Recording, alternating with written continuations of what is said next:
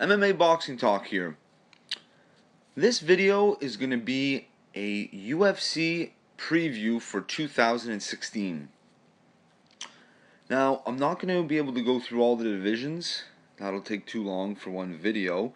But I am going to talk about 3 divisions in particular, and I'll touch on a 4th. Now, the 4 sections are going to be the lightweight. One of the sections will be the lightweight division, with Jon Jones fighting Daniel Cormier this year. The next will be the welterweight division with Robbie Lawler, and I'll touch on his last fight, and as well I'll talk about who he might be facing next. And I'll also be talking about the flyweight division, Mighty Mouse, who he just fought, and who's next for him. So we'll start with like I said, with the light heavyweight division. Just thought I'd throw this out there. It just happened this week that Jon Jones became pound for pound number 1 on the UFC pound for pound list. They just updated it. He is activated again as a fighter. He got stripped, I believe it was June 2015.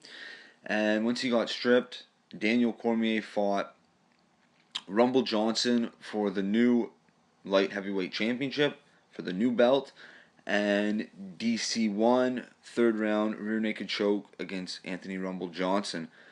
Now, since then, Daniel Cormier has fought once, defended his title once against Alexander Gustafsson, I should say. That was a great fight. It was a 5-round unanimous decision. Sorry, it was a 5-round split decision for Daniel Cormier. Personally, I could understand why it could have been a split decision, but personally, I would have given a unanimous decision to DC. Daniel Cormier, he was just the more active fighter. He landed more punches. Gustafsson was running away for lots of periods of time throughout that fight. He would just turn his back and literally run around the octagon to get away from him. So DC has fought twice since fighting Jon Jones. Now, they fought at the beginning of 2015, and Jon Jones won a 5-round unanimous decision. Then, like I said, he got stripped. So now they're going to face off again, and it's going to be a really, really good fight. I mean, their last fight was awesome. The first 3 rounds were pretty close. DC was landing some really, good, nice, hard uppercuts in the clinch and in tight. But Jon Jones was just too much in the end. He kept the pace that was just too high for 5 rounds. It was just too hard and too much of a high pace for DC to keep up with for 25 minutes. So the last 2 rounds, DC definitely showed his fatigue, and it was relatively easier rounds for Jon Jones, the 4th and the 5th. But now this fight is a little bit different because now DC is the belt. Like their first time they fought, he was the challenger, and there was a lot of stuff in the media. They got into a scrap on the doing a face-off and all this stuff, and they really truly didn't like each other. And DC was definitely emotionally invested, I believe, for that first fight. I think he won't be so emotionally invested in their rematch. Now, having said that, Jon Jones seems to be on the short and narrow path these days, training harder, taking it more serious than he once was in the past. So both guys could arguably be better in the rematch, but it's going to be a really, really interesting fight. Now, moving on, we'll go to the welterweight division. Robbie Lawler won his championship in 2014, end of 2014, I believe, and has defended it twice since. Once against Canadian Rory McDonald. It was in July 2015, and that was the fight of the year, hands down. I've heard people say fight of the decade. It was one of the best, if not the best, UFC fight of all time. It had it all. And Robbie Lawler got the finish in the early finish in the 5th round. against Roy McDonald. And then just recently, January 2nd, he just defended his title for the second time against Carlos Condit. A controversial finish, controversial fight. It was a very close fight. It could have went either way.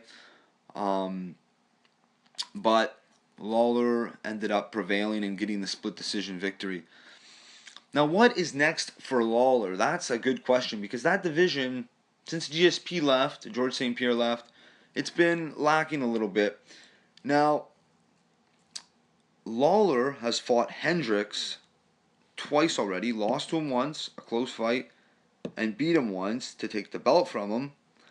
So, I don't know. Hendricks has a fight coming up, so he has to win that. There's also Tyron Woodley. He could get a title shot. That'd be a good fight, Lawler and Woodley. Lawler and Hendricks 3 would be a good one. There's Damian Maia, but I don't know if he's going to fight him. There's also Matt Brown, but Lawler has already beaten Matt Brown, so that's not really something I want to see. It'd be Woodley or Hendricks, one of the two. That'd be the two fights I'd want to see Lawler fight next. And moving on to the next division, I'm going to talk about the flyweights now.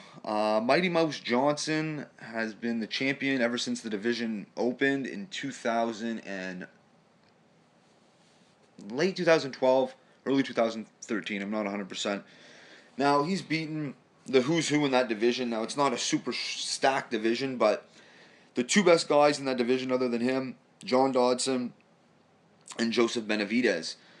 Now, these two have fought Mighty Mouse twice each, and Mighty Mouse has beaten both guys on 2 different occasions. Mighty Mouse is definitely the king at 125. There's no ifs, ands, or buts. Now, for what's next for Mighty Mouse, there's not a whole lot out there. So the number 1 contender and the number 2 contender is Benavidez and Dodson.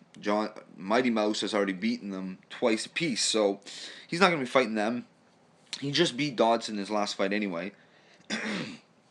Now, there's also Ian McCall. He's up high in the standings, but Mighty Mouse has already beaten him once as well. Now, that really only leaves, in my personal opinion, the only man that really has any kind of threat to Mighty Mouse in his title, personally, would be Henry Cejudo. He's a former Olympic gold medalist in freestyle wrestling. That's an impressive thing to have, and I do believe the wrestling background is a very important background. Of course, you need the striking and the jiu-jitsu and the grappling, but the wrestling really helps. That would be the only. He's well-rounded, Henry Cejudo, so maybe he could test Johnson. But Demetrius Johnson is so well-rounded, and he is the real deal. There's a reason why he's number 2 pound for pound on the UFC pound for pound list. But so that's a good, interesting division. I'd like to see Mighty Mouse take on Henry Cejudo this year sometime. Would be awesome. Now, I just want to say one more thing before I conclude this video. There's been a lot of speculation, and there's been also a lot of rumors and reports as well, saying that in March 2016, Rafael dos Anjos is going to be defending his 155-pound title against Conor McGregor, the 145-pound featherweight title champion holder. Now, the UFC hasn't officially announced this, so it's all speculation, but I do believe it'll happen. Now, I'm not going to really talk too much about that fight just because, there's no official announcement. But I will post a video when the real announcement happens. So stay tuned for some Conor McGregor info. I'll definitely keep you up to date on all that stuff. The best UFC coverage, definitely. All the big fights. I'm going to be doing breakdowns, just analysis as well, prediction videos, post-fight videos. If you like the channel and you're into MMA or boxing, subscribe to the channel for sure. Like the video if you like the video. And if you agree or disagree with what I have to say, comment below and give your opinion. Don't be shy. And that's it for today. Until next time.